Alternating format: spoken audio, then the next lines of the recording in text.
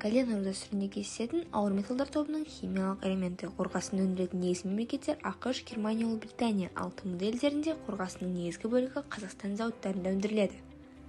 Қазақстанда қорғасын өндіру процесі бірнеше кезеңнен тұрады. Ең алдымен кен өндіру. Қорғасын негізінен галенитті кен массивтерінен, кен шахталарында алынады және одан әрі өңдеу үшін байыту зауыттарына тасымалданады. Келесі байыту. Кендегі қорғасынның мөлшерін көбейту және басқа минералдар мен қоспаларды кетіру үшін физикалық және химиялық өңдеуді қамтитын байыту процесінен өтеді. Үшіншісі балқыту. Байытылған кен пештерде ериді. Онда кеннен қорғасын бөлініп, қорғасын концентратына айналады. Соңғысы тазарту. Қорғасын концентраты қалдық қоспаларды кетіру және таза қорғасын алу үшін тазарту процесінен өтеді.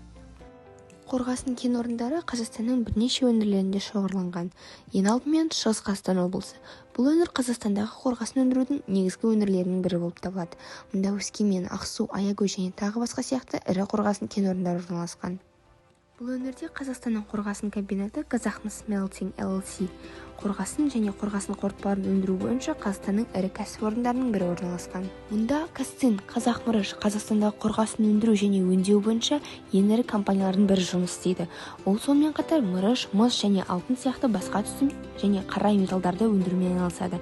Компания Өскемен қаласында Оджокнидзев тау-кен металлургия комбинаты кешенін қоса алғанда қорғасын өндіру және қайта өңдеу бойынша бірнеше жобалар бар. Келесі Ақтөбе облысы. Бұл аймақта Черногория, Торғай және тағы басқа сияқты қорғасын кен орындары бар. Мұнда Ақтөбе қорғасын мырыш комбинаты жұмыс істейді. Бұл қорғасын және мырыш концентраттарын, сондай-ақ қорытпаларды өндірумен айналысатын кәсіпорын. Комбинат Ақтөбе қаласында орналасқан және қорғасын өндірісін жаңғыртуға инвестициялар үшін мүмкіндіктер ұсынады. Қарағанды облысында Сакаров, Сәтбаев және тағы басқа сияқты қорғасын кен орындары бар. Мұнда Казцин компаниясы Қазақстандағы қорғасынның ірі өндірушілерінің бірі болып табылатын. Қорғасын, мырыш, мыс және бағалы металдарды өндіруге және қайта өңдеуге маманданған компания жұмыс істейді. Ол Қарағанды облысы Заводская қаласында орналасқан. Қорғасын оңтүстікте де өндіріледі. Кентау қаласындағы Ащысай қорғасын мырыш кеніші, Бәйдібек ауданындағы Байжансай кенішінде қорғасынның мол қоры бар. Сондай-ақ Шымкент қаласында іргетасы 1934 жылы қаланған Шымкент қорғасын зауыты бар. Ұлы Отан соғысында атылған әрбір оқтың оны Қазақстанда жасалынса, сол 10 оқтың 7-еуі осы Шымкент қорғасын зауытында жасалған.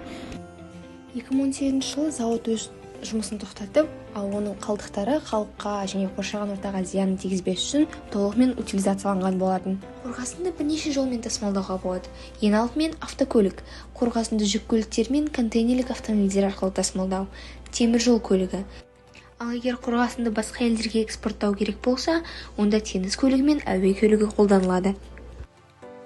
Қазақстанда қорғасын өндірісі ел үшін аса экономикалық маңызға ие, өйткені қорғасын экономиканың түрлі салаларында қолданылатын маңызды өнеркәсіптік шикізат болып табылады. Қорғасын негізінен әртүрлі салаларда, соның ішінде автомобиль өндірісінде, құрылыста, электроникада және басқаларында қолданылады. Толығырақ айтсақ, қорғасын батарея өнеркәсібінде, автомобильдерге аккумулятор, телекоммуникациялық жүйелерде, резервтік қуат жүйелерінде, сондай-ақ қуат көзін қажет ететін басқа да қосымшаларда кеңінен қолданылады. Құрылыс индустриясында қорғасыннан парақтар, құбырлар және қорғасын профильдерін жасайды, ал медицинада қорғасын қалқандары және тіс пломбаларына арналған амальгамалар түрінде, сондай-ақ жабдықтарда немесе басқа электронды құрылғыларда рентген сәулелерінен қорғау үшін экранды қорғасын әйнегі өндірісінде қолданылады.